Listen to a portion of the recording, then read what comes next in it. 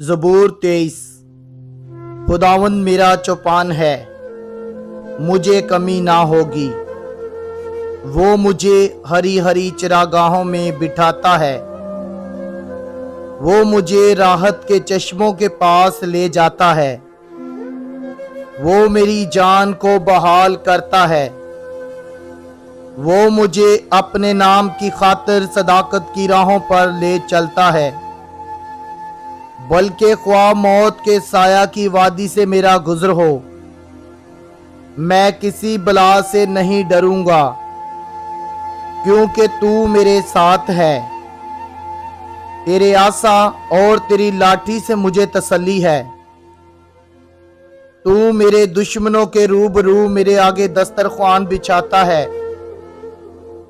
तूने मेरे सर पर तेल मला है, मेरा प्याला लबरेज होता है।